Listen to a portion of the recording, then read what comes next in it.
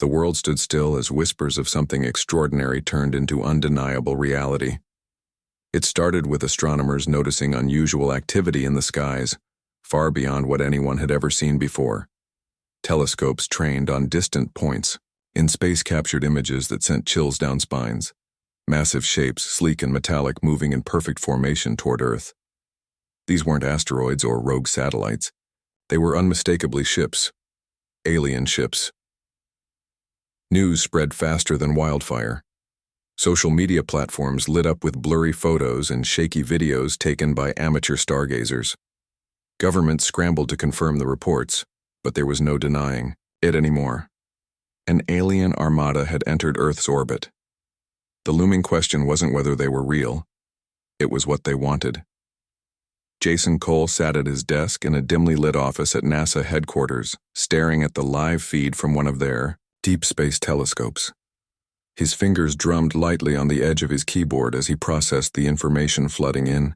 Jason was known for his calm under pressure, a trait that made him one of the most respected scientists in the agency. But even he felt a knot tightening in his stomach. This wasn't just another anomaly to study. This was humanity's first contact with extraterrestrial life, and it didn't look friendly. Outside, cities buzzed with panic. People crowded streets, pointing upward at the faint silhouettes visible against the afternoon sun. The ships were enormous, each one dwarfing skyscrapers. Their surfaces shimmered like liquid metal, reflecting light in ways that made them seem almost alive. Some hovered motionless, while others drifted slowly across the sky, casting shadows over entire neighborhoods. It was surreal, almost dreamlike, yet there was nothing peaceful about their presence. Back inside the United Nations headquarters, diplomats and military leaders gathered around a large conference table. Tensions ran high as representatives from every corner of the globe argued over how to respond. Should they attempt communication, prepare for war, or simply wait and see what the aliens intended? No one had answers, only questions fueled by fear and uncertainty. Rachel Monroe adjusted her earpiece as she stood outside the UN building, microphone in hand. A seasoned journalist with sharp instincts, Rachel had spent years chasing stories that mattered. Today, however, she barely needed to chase anything. The story had come straight to her doorstep. Cameras rolled behind her as she delivered her report, her voice steady despite the chaos unfolding around her. Behind me, she began, gesturing toward the towering structure. World leaders are locked in urgent discussions following the arrival of an unidentified fleet in Earth's orbit. While details remain scarce, one thing is clear. These visitors are unlike anything we've encountered before. Her eyes flicked momentarily to the screen displaying footage of the alien ships. They looked intimidating. Yes, but something struck her as odd. Despite the obvious danger, social media feeds weren't filled with cries of terror or pleas for help. Instead, memes dominated timelines. People joked about the ships resembling props from old science fiction movies. One viral post read, "Finally proof that aliens exist and they drive flying hubcaps." Rachel frowned. Humanity's reaction was strange. She'd covered disasters before. Hurricanes, earthquakes, pandemics, and knew firsthand how fragile people could be in the face of crisis. But this was different. There was laughter where there should have been fear, mockery instead of dread. What was going on? Inside the UN meeting room, Jason found himself wondering the same thing. He had been invited to provide expert analysis, given his background in astrophysics. As he spoke, explaining the technical aspects of the alien vessels, he couldn't shake the feeling that something wasn't adding up. Why hadn't the aliens attacked yet? With their technology, they could easily obliterate entire continents if they chose to. So why were they just hovering? "There's a pattern here," Jason said finally, breaking off mid-sentence during his presentation. All eyes turned to him. "We're assuming they're hostile because of their appearance and size, but their actions don't align with that assumption. If they wanted to invade, they would have done so already." A murmur rippled through the room. Some nodded thoughtfully, while others dismissed his theory outright. After all, history had shown time and again that appearances could be deceiving. Just because the aliens hadn't acted aggressively yet didn't mean they wouldn't. Rachel, meanwhile, decided to dig deeper. Back at her apartment later that evening, she pored over countless videos and posts online. Most were jokes or sarcastic comments, but a few caught her attention. In one clip, a man named Kevin laughed hysterically while pointing at the sky. "Look at them," he exclaimed. "They think we're gonna bow down. Please." Another video featured a woman named Linda, shaking her head. "Flying hubcaps," she muttered. "I swear if I see one more bug-eyed alien, I'm gonna lose it." What struck Rachel most was the consistency in these reactions. It wasn't just isolated cases of humor. It was widespread, almost universal. Something, or someone, was influencing public perception. But who? And why? As night fell, Jason lay awake in bed, staring at the ceiling. Sleep eluded him as his mind raced with possibilities. He replayed snippets of conversations from earlier in the day, searching for clues. The aliens' movements, their silence, humanity's bizarre response, it all pointed to something bigger than anyone realized. Whatever was happening, it wasn't random. There was a method to the madness. Unbeknownst to both Jason and Rachel, the truth lay buried in classified documents tucked away in secure government facilities. Decades ago, a secret program codenamed Project Resonance had been developed to manipulate human emotions using subliminal messaging, designed as a psychological weapon. Its purpose was to control crowds during times of unrest or conflict. Somehow the system had been triggered when the aliens arrived, turning their menacing presence into a source rather than fear. But neither Jason nor Rachel knew this yet. For now, they were two individuals trying to make sense of an increasingly surreal situation. Outside, the alien ships continued their silent vigil, watching and waiting. Humanity's fate hung precariously in the balance, teetering between curiosity and catastrophe. And somewhere deep within the corridors of power, unseen forces worked tirelessly to maintain the illusion. Because if the truth came out, if people stopped laughing and started panicking, the consequences could be dire. The world waited with bated breath. Days passed and the alien Armada remained in Earth's orbit, their ships casting long shadows over cities and towns. The initial shock had worn off, replaced by a mix of unease and curiosity. People went about their daily lives, glancing up at the sky every so often to check if anything had changed. But the aliens didn't move. They simply hovered there, silent and unmoving. Jason Cole spent most of his time glued to monitors, analyzing data, streaming in from satellites and telescopes. He worked alongside Dr. Emily Carter, a linguist who specialized in decoding complex signals. Together, they pored over the transmissions being emitted by the alien fleet. The messages were faint but consistent, filled with patterns that defied easy explanation. Jason couldn't shake the feeling that the aliens were trying to communicate, but not in a way humans could immediately understand. Meanwhile, Rachel Monroe continued her investigation into humanity's strange reaction to the visitors. She interviewed dozens of people on the streets, asking them why they weren't afraid. Some shrugged it off, saying the aliens looked ridiculous. Others admitted they felt uneasy, but couldn't explain why they kept laughing whenever they saw footage of the ships. One man named Paul told her, "It's like, I know I should be scared, but I just can't take them seriously." Rachel found herself nodding along as she listened to these accounts. Something was definitely off. The collective response wasn't natural. It was too uniform, almost rehearsed. She started digging deeper, searching for any clues that might explain what was happening. Her search led her to old government documents buried in online archives. At first they seemed irrelevant, pages upon pages of technical jargon and redacted sections. But then she stumbled across something unusual, references to a program called Project Resonance.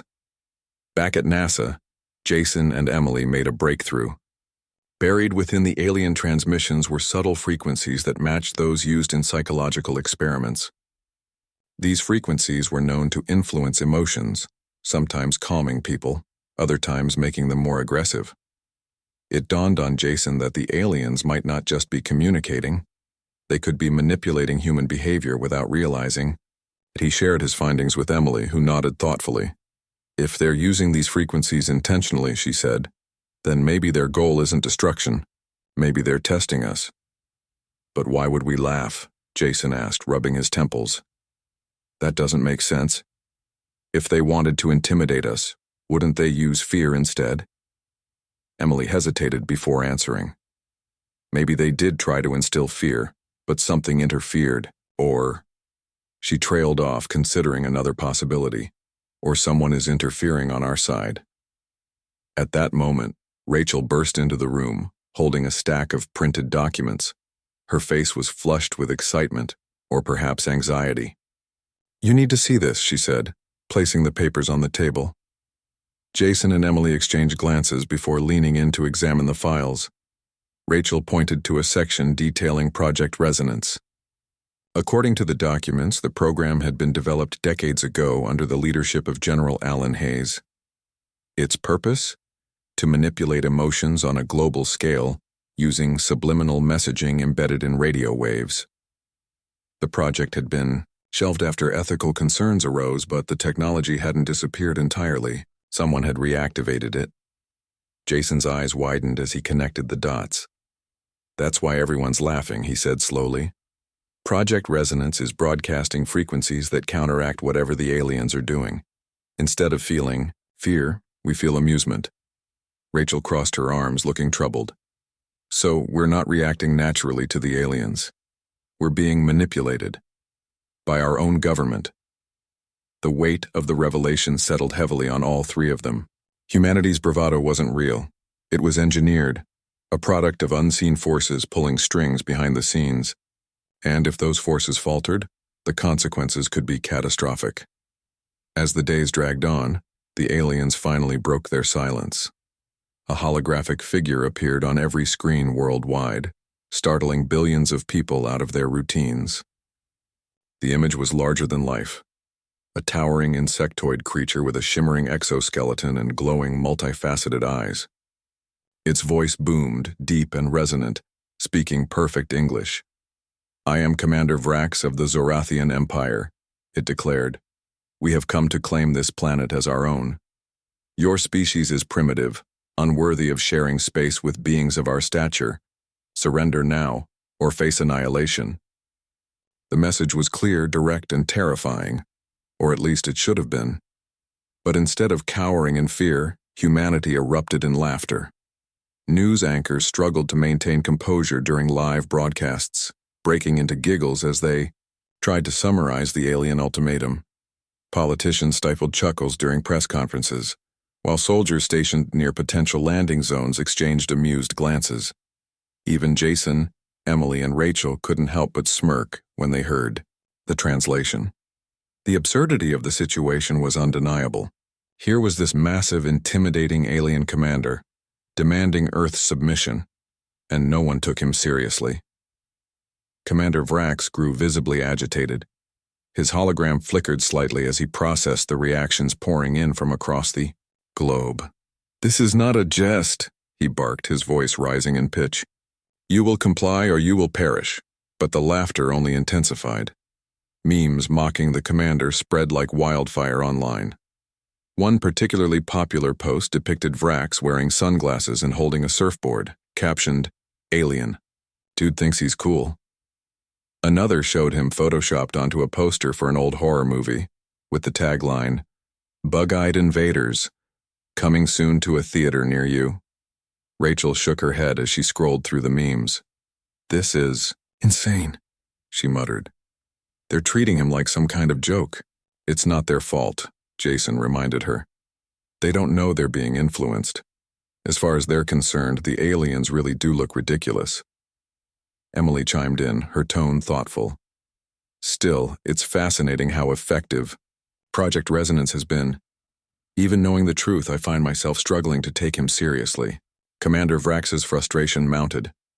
He issued repeated warnings, each one met with increasing ridicule.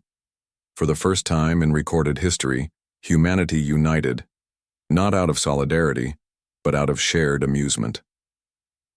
The aliens' attempts to assert dominance backfired spectacularly, leaving them confused and disoriented.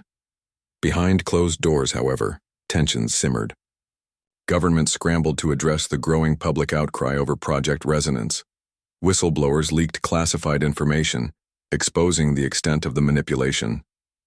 Protests erupted in major cities, with demonstrators chanting slogans like, "No more mind games," and "Give us back our fear."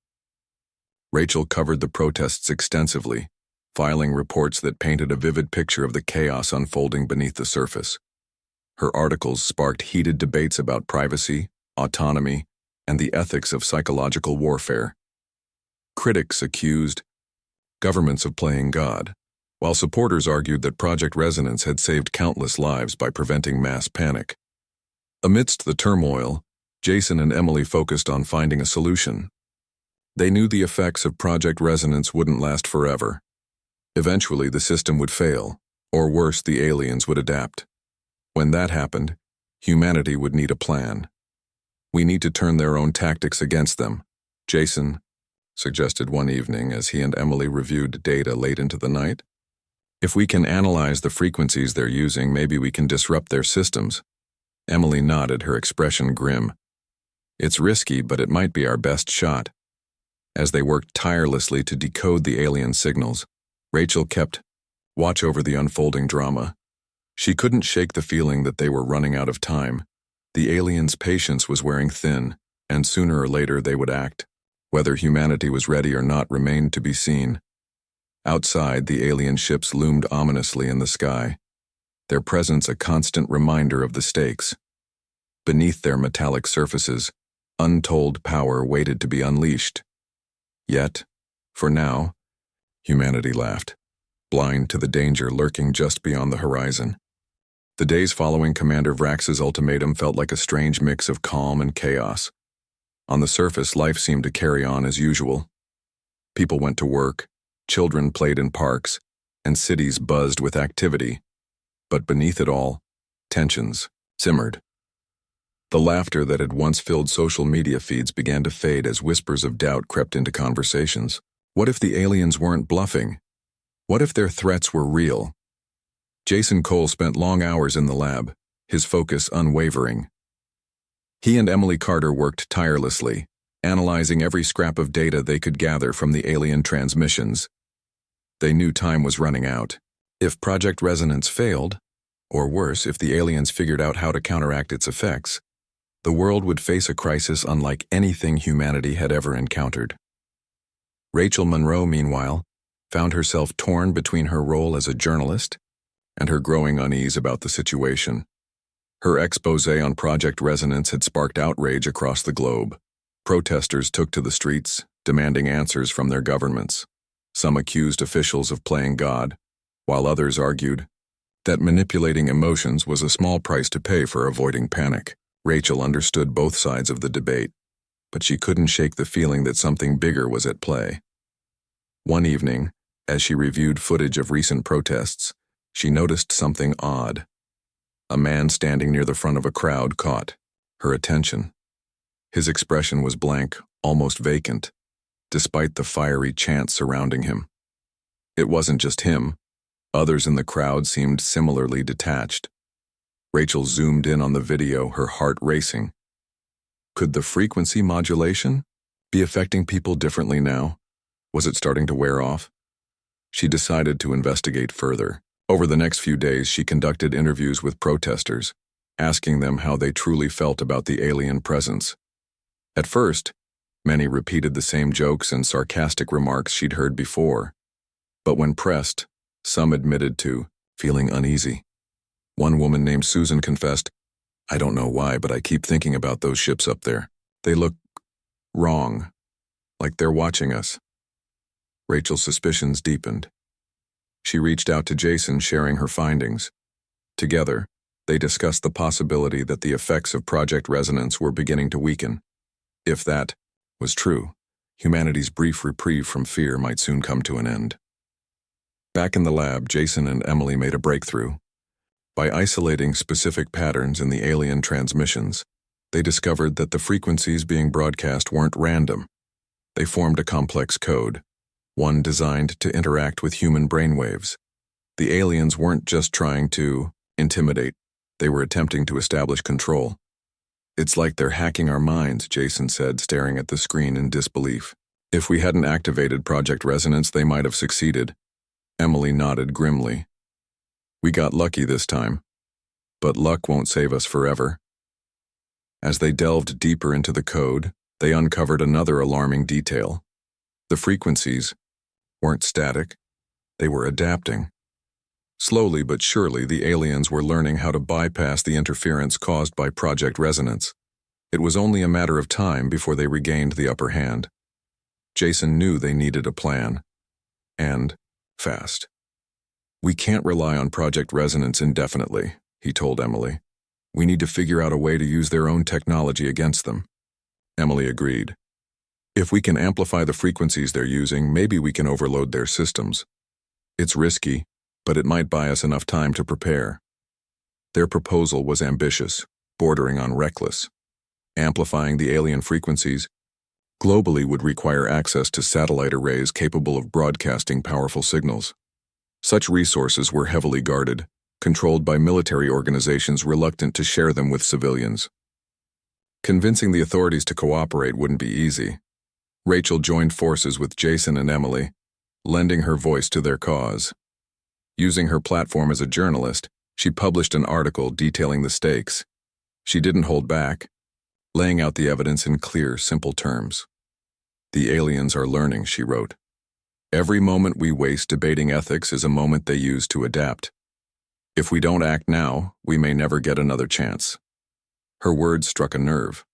Public opinion shifted rapidly, with many calling for immediate action. Governments, faced with mounting pressure, reluctantly agreed to collaborate. Military leaders met with Jason and Emily, discussing logistics and potential risks. The plan was far from foolproof, but it was the best option they had. Preparations began in earnest. Satellite arrays around the world were reprogrammed to transmit amplified versions of the alien frequencies. Engineers worked around the clock, ensuring the system was ready for deployment. Meanwhile, Jason and Emily fine-tuned the signal, making adjustments based on new data streaming in from the alien fleet. Commander Vrax, unaware of humanity's countermeasures, grew increasingly frustrated. His holographic broadcasts became more frequent, each one laced with thinly veiled threats. Your insolence will not go unpunished, he declared during one such transmission. Surrender now, or face the consequences. But the laughter that had once greeted his words had faded. People watched his appearances with growing unease, their amusement replaced by apprehension. Even the memes mocking the Zorathian commander began to disappear from social media feeds. Something had changed, something subtle but undeniable. Rachel noticed the shift firsthand. During an interview with a young couple named Mike and Karen, she asked how they felt about the aliens. Mike hesitated before answering. At first it seemed funny, he admitted. But now, I don't know. Those ships are still up there, and they haven't done anything yet. That makes me nervous. Karen nodded in agreement. It's like they're waiting for something, or someone. Rachel filed her report, noting the change in public sentiment.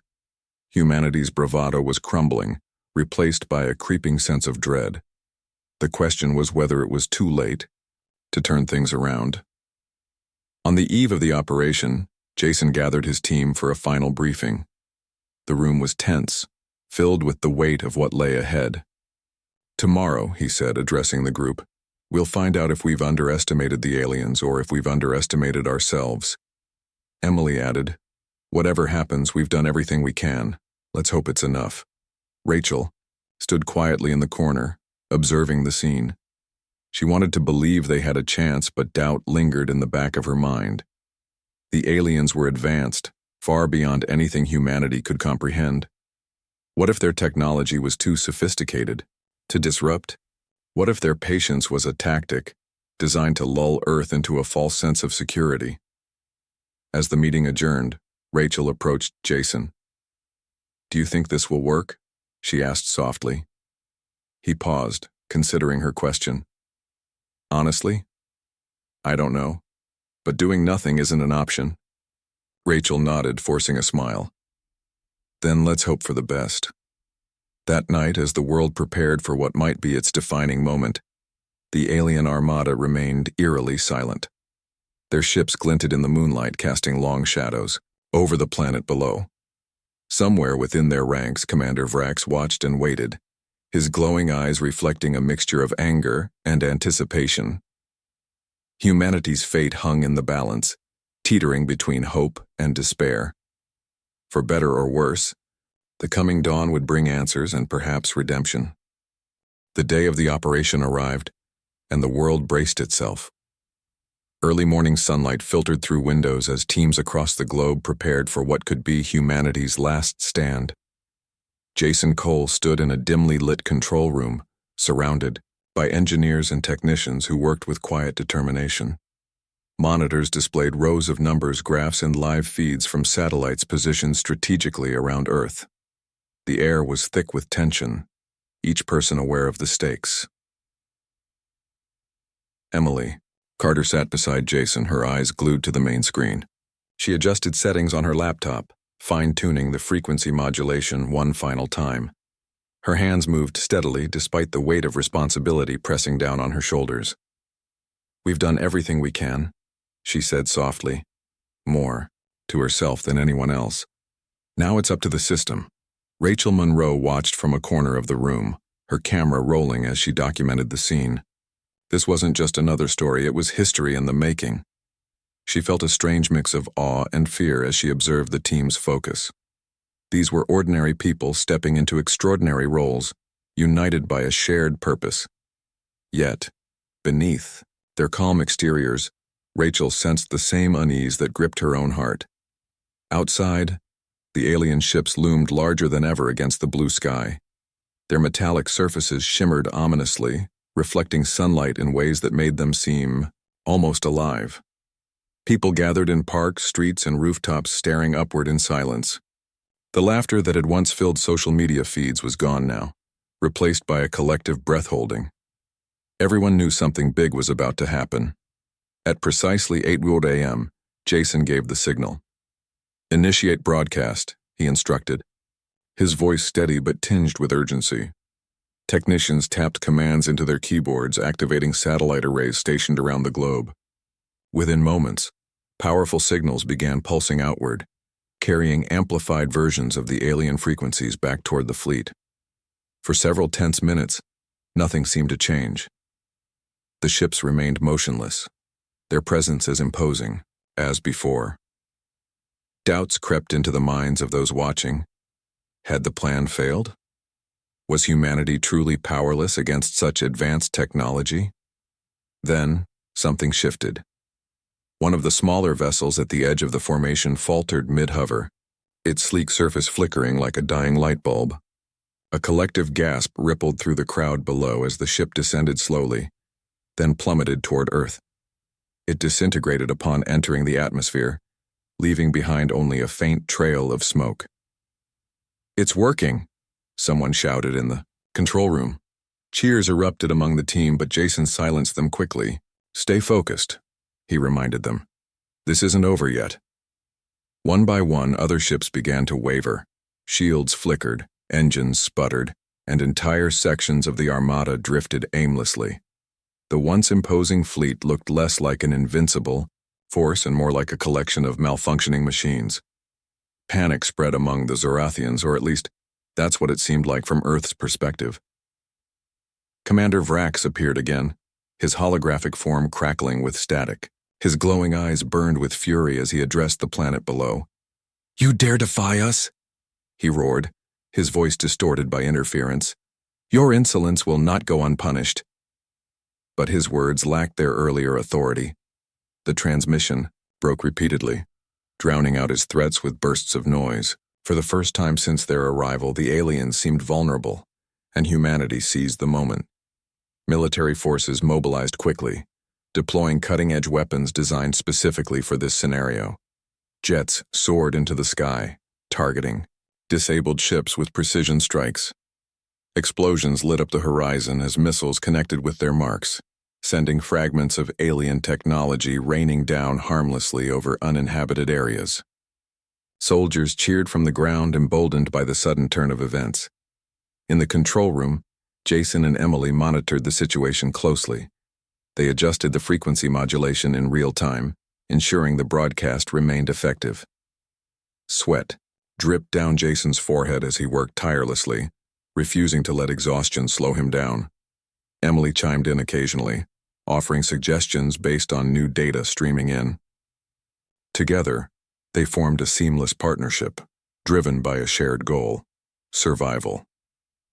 Rachel filmed every second of the unfolding drama. She captured footage of the alien ships collapsing, interviews with ecstatic civilians, and shots of military personnel celebrating their unlikely victory. But even as she recorded the triumph, she couldn't ignore the lingering questions gnawing at her mind. Why had the aliens underestimated humanity? And what would happen when, if, they returned? As the operation continued, Commander Vrax made one final attempt to rally his forces. His hologram flickered violently, struggling to maintain coherence. "You have proven yourselves cunning adversaries," he admitted grudgingly, his voice laced with venom. "We shall retreat, but this is not over."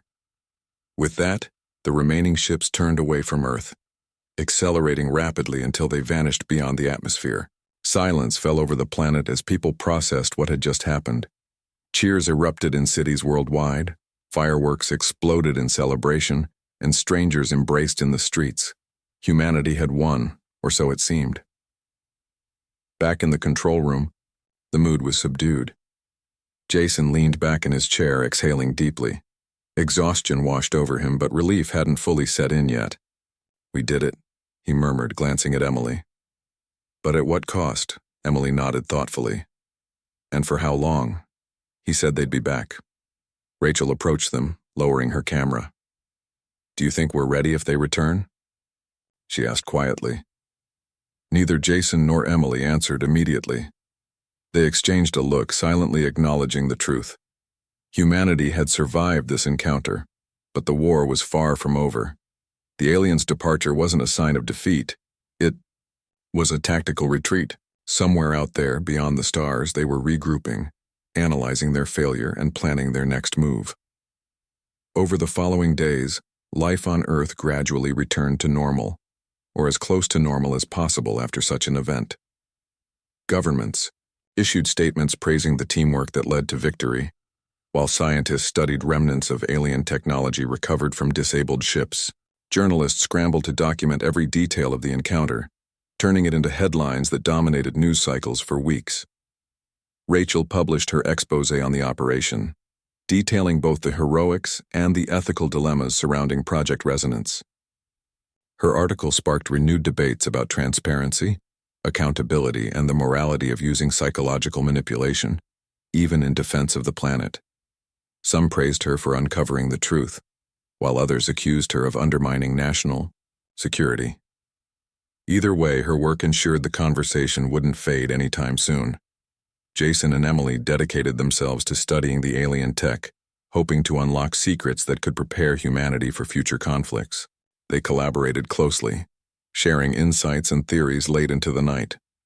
Despite the challenges ahead, they found solace in their partnership, a bond forged through shared adversity. Meanwhile, the skies above Earth remained eerily quiet. Stars twinkled brightly, untouched by the chaos that had unfolded mere days ago. Yet everyone knew the peace was temporary. Somewhere in the vastness of space, the Zorathian Empire waited, biding its time. When they returned, humanity would need more than clever tricks and desperate measures to survive. For now, though, people allowed themselves a moment to breathe, to hope, to believe that maybe, just maybe, they were stronger than they'd ever imagined. The days after the alien retreat felt surreal. People went about their lives as if waking from a vivid dream, unsure whether to celebrate or prepare for what might come next. Streets were quieter now, but the tension lingered in the air like an invisible fog. The victory had been sweet, but it left behind a bitter aftertaste, a sense that humanity had only delayed the inevitable. Jason Cole walked through the halls of NASA headquarters, his mind racing with questions.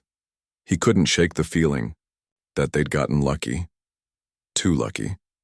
The aliens' technology was far superior to anything Earth could produce, yet somehow Humanity had managed to disrupt their systems and drive them away. It didn't sit right with him.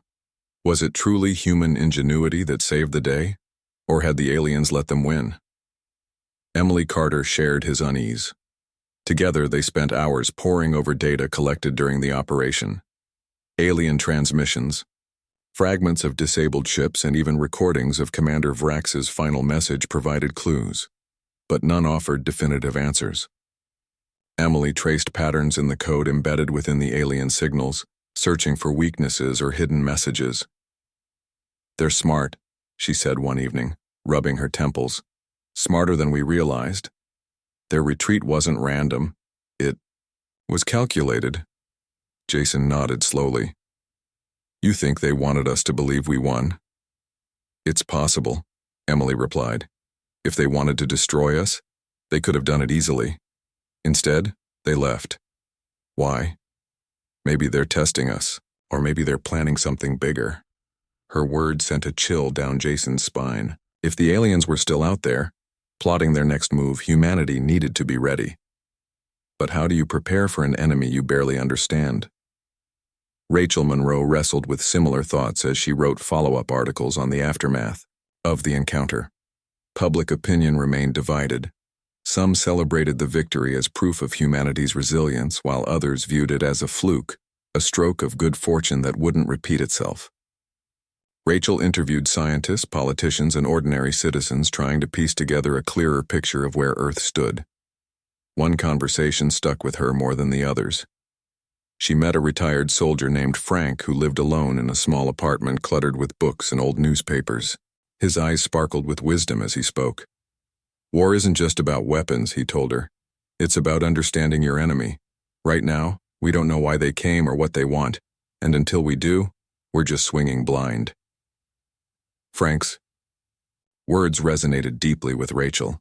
Humanity had survived this round, but survival wasn't enough.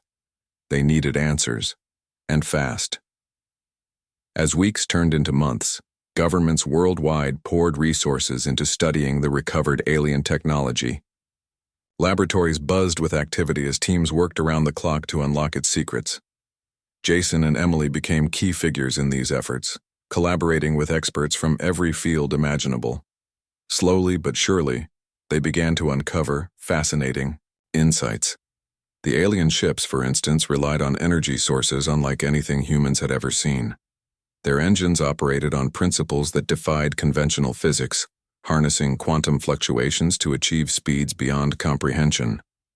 Weapon systems were equally advanced, capable of targeting multiple objectives simultaneously with pinpoint accuracy. Even the materials used to construct the vessels seemed otherworldly, lightweight yet nearly indestructible. But the most intriguing discovery came from analyzing the alien transmissions. Embedded within the frequencies was not just a means of communication but also a form of artificial intelligence. This AI appeared to adapt based on input, learning, and evolving in real time.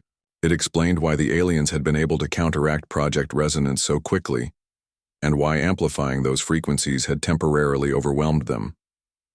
"This changes everything," Jason said during a late-night meeting with Emily.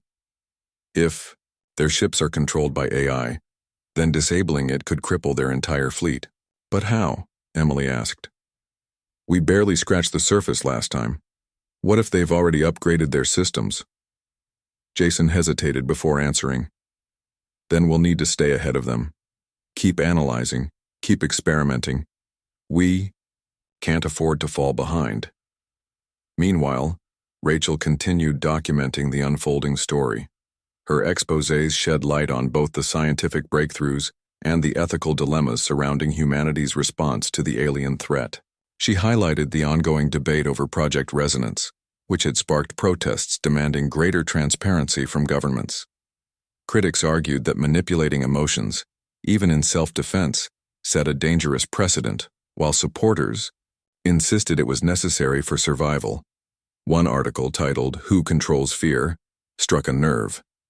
In it, Rachel explored the psychological impact of Project Resonance on individuals across the globe. She interviewed victims of unintended side effects, including people who reported feelings of detachment or confusion, long after the initial broadcast ended. One woman named Lisa described waking up each morning with a strange emptiness inside her, as though something vital had been stripped away. "I don't know who I am anymore," Lisa admitted tearfully. "I laugh at things I shouldn't. I cry when I'm happy. It's like my emotions aren't mine." Rachel included these stories not to criticize the project outright, but to remind readers of its cost. Humanity had survived, yes, but at what price? Amidst the chaos, whispers of conspiracy theories spread online. Some claimed the aliens weren't invaders at all, but emissaries seeking peaceful contact. Others suggested the entire event had been staged by world leaders to justify increased surveillance and control. While most dismissed these claims as baseless paranoia, they added another layer of complexity to an already overwhelming situation. Commander Vrax's parting words echoed in everyone's minds. This is not over. Governments scrambled to bolster defenses, investing heavily in space-based weaponry and early warning systems. Military drills simulated potential alien attacks, preparing troops for scenarios once thought impossible. Yet despite these efforts, uncertainty loomed large. At home, Jason found himself staring out his window at night, gazing at the stars. Each pinprick of light represented infinite possibilities and dangers. Somewhere out there, the Zorathians waited, watching. What were they planning? When would they strike again? And perhaps most importantly, why had they come in the first place? Emily joined him one evening, holding 2 cups of coffee. "Can't sleep?" she asked gently. "Not really," Jason admitted. "Too much to think about." She handed him a cup and leaned against the railing beside him. "You know, sometimes I wonder if we're focusing on the wrong thing. All this talk about weapons and defense. What if we're missing the bigger picture?" "What do you mean?" "Well," Emily said thoughtfully, "what if the aliens aren't here to conquer us? What if they're here because they need something? Resources? Refuge?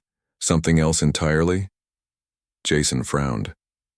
"That doesn't explain why they attacked." "Maybe it wasn't an attack," Emily countered. "Maybe it was a test. A way to gauge our reaction." Her theory gave Jason pause. If the aliens' goal wasn't destruction but evaluation, then humanity's actions carried even greater weight. Every decision, every move, mattered, not just for survival, but for proving their worth. Rachel reached a similar conclusion in her reporting. In her final article before taking a break from the story, she wrote, "The question isn't whether we can fight back, it's whether we should. Because if the aliens return, we may find ourselves facing not an enemy, but an opportunity to learn, to grow, to bridge gaps we never imagined crossing." Her words resonated widely, sparking renewed discussions about humanity's role in the cosmos. For the first time since the encounter, hope began to creep back into public discourse. Perhaps the aliens weren't monsters bent on domination. Perhaps they were simply misunderstood. Yet beneath the optimism, doubts persisted. The skies above Earth remained empty, for now. Stars twinkled innocently, hiding secrets untold. And somewhere beyond the horizon, the Zorathian Empire watched and waited, their intentions unknown. Humanity had proven itself resourceful, resilient, and adaptable. But as Jason, Emily, and Rachel knew all too well, the true test lay ahead. When the aliens returned, humanity would face not just their technology, but their choices. Would they rise to the occasion or crumble under the pressure? For now, though, the planet breathed easy. People laughed again, not because of manipulation, but because of relief. Life moved forward, carrying with it the lessons of the past and the promise of the future. And as dawn broke over a new day, the world held on to hope, fragile yet unyielding. Months passed and the world settled into a fragile rhythm. The alien Armada's retreat had left behind more questions than answers, but life on Earth continued. People went back to their routines, working, studying, raising families, as if trying to convince themselves that everything was normal. Yet beneath the surface, things were far from ordinary. Governments remained on high alert. Scientists worked tirelessly to unlock the secrets of alien technology, and ordinary citizens couldn't shake the feeling that something was still out there watching. Jason Cole spent most of his time in the lab, surrounded by pieces of recovered alien ships. Each fragment was a mystery waiting to be solved, a puzzle that could hold the key to humanity's survival. He collaborated closely with Emily Carter, whose expertise in decoding signals proved invaluable. Together, they made slow but steady progress, unraveling the complexities of Zorathian engineering. One evening, as Jason examined a shard of alien metal under a microscope, he noticed something unusual. Tiny circuits embedded within the material pulsed faintly, almost imperceptibly. At first, he thought it was residual energy left over from the ship's destruction, but as he studied it further, he realized the pulses weren't random. They formed patterns that matched the frequencies used in Project Resonance. "Emily," he called, his voice tinged with urgency. "Come look at this." She hurried, over peering through the lens. Her brow furrowed as she processed what she saw. "It's like they're mimicking our signals," she said slowly. "But why?" Jason leaned back in his chair, rubbing his temples. "Maybe they're learning from us, adapting." The implication sent a shiver down Emily's spine. If the aliens were capable of reverse engineering human technology, then humanity's advantage might not last long. Their victory had been fleeting, a temporary disruption rather than a permanent solution. Rachel Monroe followed these developments closely, documenting every breakthrough and setback. Her articles painted a picture of a world caught between hope and fear. People wanted to believe they were safe, but deep down, they knew better. Rachel interviewed Jason and Emily frequently, capturing their insights and sharing them with the public. She admired their dedication, even as she worried about the weight of responsibility resting on their shoulders. "They're doing everything they can," Rachel told her editor one afternoon. "But sometimes I wonder if it'll ever be enough." Her editor nodded grimly. "That's the story, isn't it? Humanity fighting against odds we don't fully understand." Outside the lab, protests continued. Activists demanded greater transparency from governments, accusing them of withholding information about the aliens. Some argued that humanity should reach out, attempting peaceful communication instead of preparing for war. Others insisted that trust was a luxury Earth couldn't afford. Rachel covered these debates extensively, giving voice to both sides. In one article, she highlighted the arguments of Dr. Alan Meyer, a philosopher who believed humanity had a moral obligation to seek understanding. "Violence only perpetuates violence," he said during an interview. "If we respond to fear with aggression, we become no better than those we oppose." But General Laura Hayes, a high-ranking military official, disagreed. "Peaceful intentions won't stop an invasion," she countered. "We need to be ready for anything." The divide reflected broader societal tensions. While some embraced optimism, others clung to caution. It was a delicate balance, one that threatened to tip at any moment. Meanwhile, Jason and Emily made another startling discovery. Buried within the alien transmissions was a message, one that hadn't been detected before. Unlike previous signals, this one wasn't aggressive or manipulative. Instead, it seemed curious, almost exploratory. "It's like they're asking questions," Emily murmured as she analyzed the data. "Not demanding answers, but genuinely seeking them." Jason frowned. "You think they're trying to communicate?" "Maybe," Emily replied. "Or maybe they're testing us again, seeing how we react." The team debated whether to respond. On one hand, ignoring the message risked missing an opportunity for dialogue. On the other, responding could reveal vulnerabilities, or worse, provoke hostility. After much deliberation, they decided to craft a cautious reply, encoding it in simple mathematical patterns designed to convey peace and curiosity. Days turned into weeks, and there was no response from the aliens. Doubts crept in. Had they misinterpreted the message? Or had the Zorathians moved on, dismissing humanity as unworthy of further attention? Rachel captured the uncertainty in her writing, painting a portrait of a world holding its breath. "Every night," she wrote, People look up at the stars and wonder, are they coming back? And if they do, will we be ready? Behind closed doors, governments quietly prepared for the worst.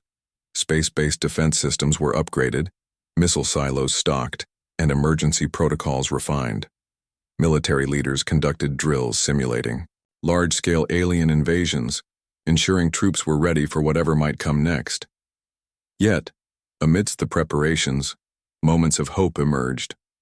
Scientists made groundbreaking discoveries using alien technology, advancing fields like medicine, energy, production, and transportation.